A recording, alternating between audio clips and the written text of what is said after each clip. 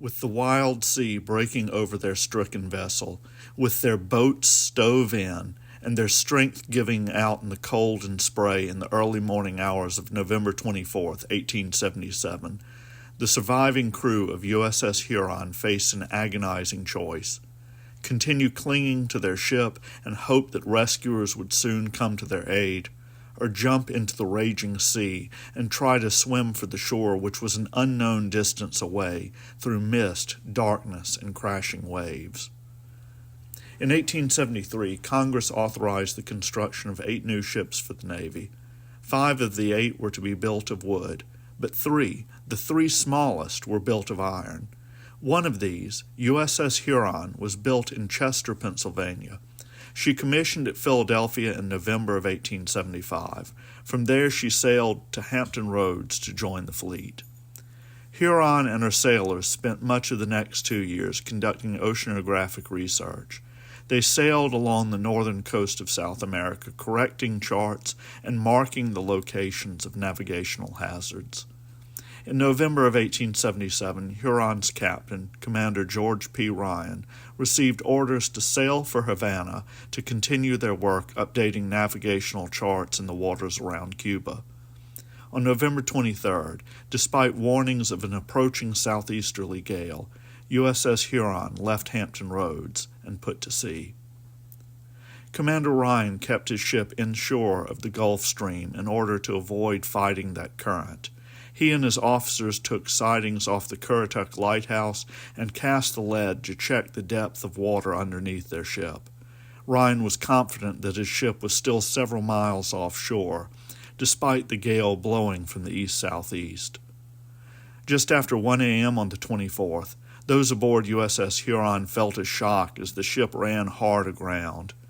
The ship quickly took on a 40-degree list as the wind and waves pushed her over. Below decks, her engineers struggled to keep the fires going, even as water poured down the hatches from above. The ship continued to thump against the bottom, and her starboard boiler broke loose.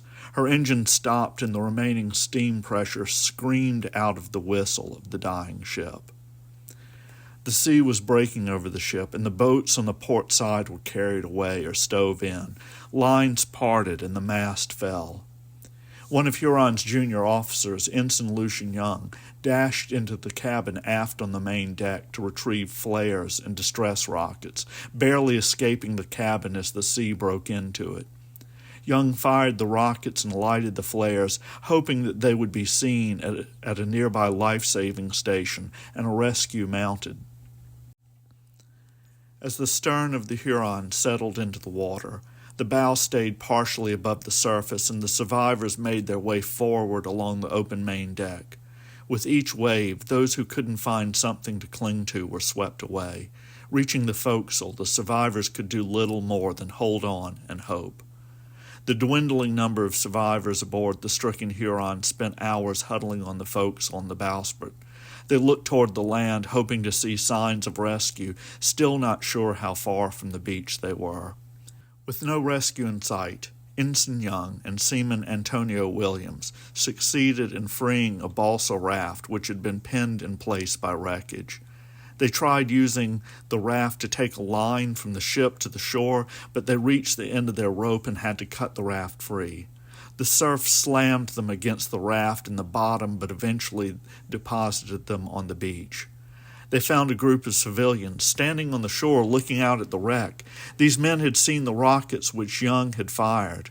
When Young asked why the nearest life-saving station hadn't responded, he was told it was unmanned. It turns out Congress had only funded the station to run from December to February. A surviving crew member who was washed overboard but successfully made it ashore reflected that, "I think a good many could have saved themselves, but they remained aboard so long in the expectation of getting assistance from shore that their limbs became benumbed and useless." 98 of Huron's crew, including Commander Ryan, would perish in the shipwreck. Only 34 staggered ashore on the beach at Nags Head. The public was horrified by the disaster. A political cartoon appeared in Harper's Weekly in December. In it, Uncle Sam complains about having to waste money on life-saving stations, as bodies from the Huron wash ashore at his feet. The wreck of USS Huron was followed by that of steamship Metropolis, which on the 31st of January 1878 went aground near Currituck, nearly midway between two life-saving stations, which were 10 miles apart. The wrecked passenger ship was not immediately noticed, and the response of the life-saving station that did respond was slow, inadequate, and frankly just unlucky. 85 passengers and crew of Metropolis lost their lives. The two tragedies galvanized public opinion, which spurred Congress to act. A bill established the United States Lifesaving Service as a separate agency within the Department of the Treasury. It authorized the construction and manning of over 30 additional life-saving and lifeboat stations, including 15 on the Virginia-North Carolina coast alone, and provided that those stations would be manned from September 1st to May 1st. It was signed by President Hayes on June 18, 1878. The men of the United States Lifesaving Service saved tens of thousands of mariners and their passengers in distress over the coming decades. In 1915, the Lifesaving Service merged with the Revenue Cutter Service to form the United States Coast Guard. Various artifacts were salvaged and survived from Huron, including one of her 9-inch Dahlgren guns. It may be the one that sailors remembered holding on to as waves crashed over them as they made their way forward on the ship. It's displayed in Portsmouth, Virginia, at Norfolk Naval Shipyard in Trophy Park. It's mounted on an original 1870s carriage, although I'm not sure if the carriage was on Huron as well or not. The wreck site of USS Huron was designated in 1991 as North Carolina's first historic shipwreck preserve. An outdoor history museum is located in a gazebo at the public beach access on Nags Head, closest to the wreck.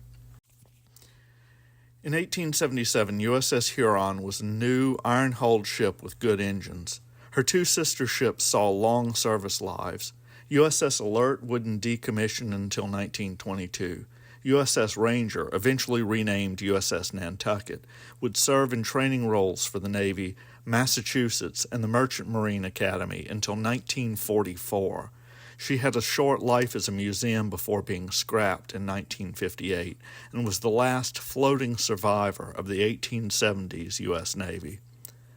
Had Huron not wrecked, she might have seen a similar long life. The Outer Banks of North Carolina are known as the graveyard of the Atlantic. But thanks to the improvements to the U.S. Lifesaving Service introduced in response to the loss of the Huron, fewer sailors and their passengers would lose their lives upon that treacherous shore.